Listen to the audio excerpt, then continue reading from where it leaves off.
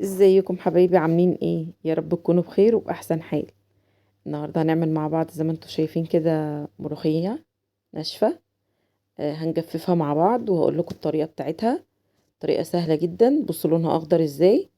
الخضار بتاعها دوت ولونها الفاتح بيرجع لطريقة التجفيف. هقول لكم نعمل ايه والخطوات ازاي. ان شاء الله مش هطول عليكم. تعالوا نبدأ مع بعض الفيديو ونشوف هنعملها ازاي. يلا تعالوا بينا نشوف.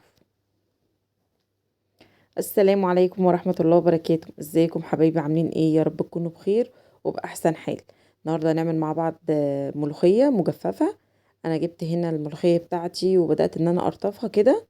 هتجيبي الكمية بقى اللي انتي تحبيها. انا جبت هنا 2 كيلو من الملوخية علشان اجففهم. بصراحة يعني بتنفعني اعمل بصارة، اعمل ملوخية ناشفة في وقت المطر.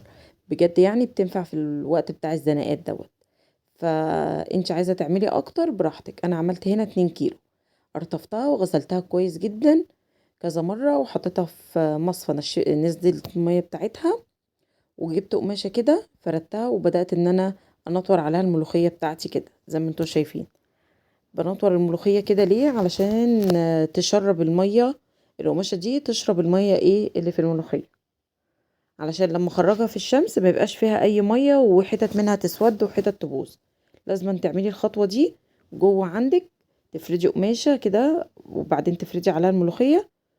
وبعد كده قمت حطها في صينية بقى ودخلتها على البلكونة وسبتها يومين. يومين بالظبط كانت نشفت كده زي ما انتوا شايفين اهو. بصوا عاملة ازاي. ولكن ايه لسه برضو القطع بتاعتها كبيرة.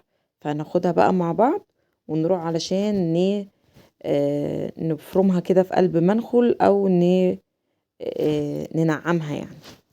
جبت كده المنخل بتاعي اللي هو الخشن دوت وبدأت ان انا افرك الملوخية كده فيه اهو. طيب انا بفركها ليه؟ علشان تبقى مفرومة كده ايه، ما تبقاش مغلباني وتبقى القطع بتاعتها كبيرة. خلاص اهو. هعمل كده على قد ما اقدر مرة واتنين وتلاتة بحيث ان انا انعمها جدا. خلاص. واي بقى قش كده شوفه كبير كده شوية اللي هو بيبقى في العيدان دوت بركنه.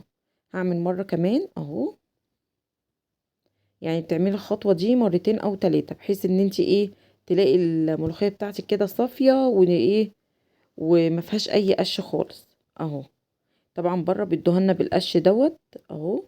لما بتجيبيها من العلاب بتبقى فيها القش ده. انما لما بتشتريها من الناس اللي هم بيبقوا بيبيعوا جبنة وبيض والكلام دوت بتبقى زي ما احنا عملناها كده. هعملها مرة كمان اهو. بصوا. افضل اعمل كده كام مرة علشان خاطر ما يبقاش فيها اي قش خالص اهو. وطبعا المنخل واسع ما بياخدش اي وقت ولكن بيطلع لي ايه الشوائب اللي هي بتبقى فيها اهو. بصوا حلوة ازاي. هبدأ بقى ان انا امسكها كده بين ايديا اهو. واكد كده في الايه في الفرم بتاعها. احاول انعمها اكتر اهو. بصوا الطريقة سهلة جدا وحلوة قوي يعني. بجد بتنفعني جدا لما باجي اعمل شوية بصارة كده او الاقي الدنيا منطرة وعايزة اعمل للعيال اكل. فبقوم مطلعة بقى الملوخية الناشفة دي. بتنفع في الوقت بتاع المطر اهو. بصوا. بتفرميها كده اهو. بجد طريقة حلوة وبسيطة ومفيش اي فيها تعب اهو. حطها بقى في طبق وكده نبقى خلاص خلصنا. بتحفظيها بقى في اكياس في برطمانات زي ما تحبي. بصوا لونها اخضر ازاي. جميلة جدا وهتنفعك طول السنة. جربوا الطريقة مش هتندموا. لو عجبتكم بقى طريقتي يا ريت ما تنسونيش في لايك واشتراك وكومنت حلو كده. واشوفكم على خير.